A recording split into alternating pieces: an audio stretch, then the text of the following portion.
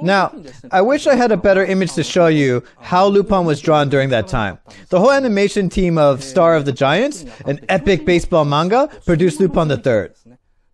So, here, Otsuka had to struggle so much to have things done properly. Maybe I'll have the image right here. Otsuka had such a difficult time.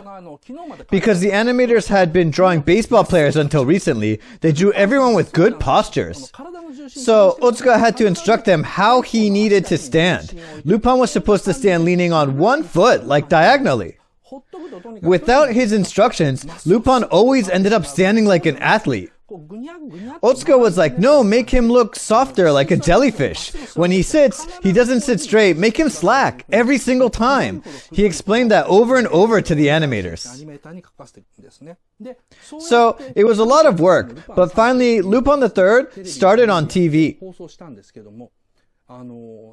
But like I said, fun animes used to receive a 40% viewing rate.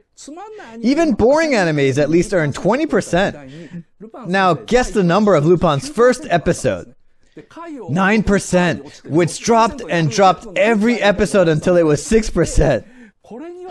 The advertising agency complained first, although they said earlier, let's make anime new for adults.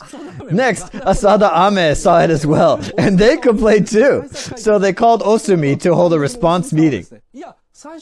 But director Osumi argued back, what's happening is exactly what we have expected. This anime is for adults, and adults don't watch anime. And 9%? A good number. But neither the sponsor or the broadcaster nodded their heads. Osumi got upset, and he stopped coming to meetings after. So Lupin pretty much lost their director around the 6th or 7th episode. Then, the people who caught Fujioka's attention were Miyazaki and Takahata. In addition to the commercial depression of Lupin, because the anime adaptation Pippi Longstocking was rejected, Tokyo Movie was almost going bankrupt. They spent 3 years producing Lupin III, but it received only a 6% viewing rate. Not only that, a feature anime film, Pippi Longstockings, was rejected by the author. They didn't know what to do now, but they had to do something, so they forced Takahata and Miyazaki to support the first season of Lupin III. But in my opinion, I think they are historically the worst two to help improve the viewing rate. But they're both serious and hardworking, so they did what they could. Miyazaki tried to completely remodel Lupin III. To do that, he got rid of the setting that Lupin was a French aristocrat. He replaced the setting that he was a bored rich man who stole for a hobby.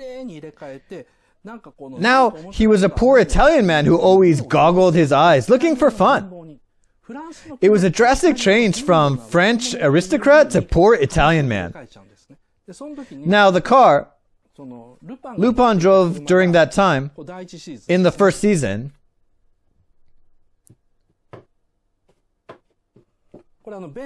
it's a car called Mercedes-Benz SSK. Mercedes-Benz SSK is super expensive today. And it was super expensive back then. Because I think they've only made 30 of them in the world, on top of them being limited in number. SSK has a 12-cylinder piston engine that Ferrari installs. Including that engine, one SSK costs about 14 million US dollars. And that's his car? No way! You see, Lupin has indulged in luxury throughout his life, so he's bored of it. He's fed up with luxury and just wants a car that moves. Miyazaki said, "Oh, that looks good!" and pointed at Otsuka's cherished car, Fiat 500, outside the window and said, "How about that car? That looks cheap and beaten up." Otsuka said, "That's my car." Anyway, so Fiat became Lupin's car. So, in the 16th episode of the first season of Lupin, called Operation Jewelry Snatch, there's a scene where Lupin steals Fujiko's car and drives away. After that, it becomes his car. So you may think Fiat became his car from Cagliostro, but it was his car ever since Miyazaki joined the TV series in 1971 and brought in his own setting. In Miyazaki's mind, making the main character of anime drink expensive champagne and drive an expensive car that is super limited in number was so out of fashion. So, rather, he wanted Lupin to drive an ordinary car and be hungry for thrills, so the style shifted. I think the first season is strangely appealing because it's a good mixture of Lupin as an aristocrat as well as a poor and hungry man. Miyazaki was also unhappy about Lupin's gun, Walther P38, that the German military mass-produced millions of. He complained, "What kind of an aristocrat uses a cheap, mass-produced gun like that? I thought Lupin was a Frenchman. How dare he use Walther P38?" He also attacked how shallow the characters were. Osumi originally said his concept received inspiration from Tom and Jerry. You know, it's an anime series where Jerry the mouse runs away and Tom the cat gets mad and chases Jerry. Just like that, Lupin runs away and Zenigata gets mad and chases him. It's a comedy. But Miyazaki hated that idea. He said, "Why make another cliche anime? How are we gonna make many series out of it? Lupin is not a single 5 minutes anime. How can Takahata and I have passion for Tom and Jerry?" It was not when he made Cagliostro, but already back in 1971, Miyazaki strongly insisted that in order for the characters of Lupin to develop, it needed to be more than just playing tag. During that time, Miyazaki also clearly stated that Lupin had only been good as a manga when it had been published in 1968. Therefore, there was no place for him in 1971. He even wrote it on the project proposal. So one more time, let's go back to the timeline.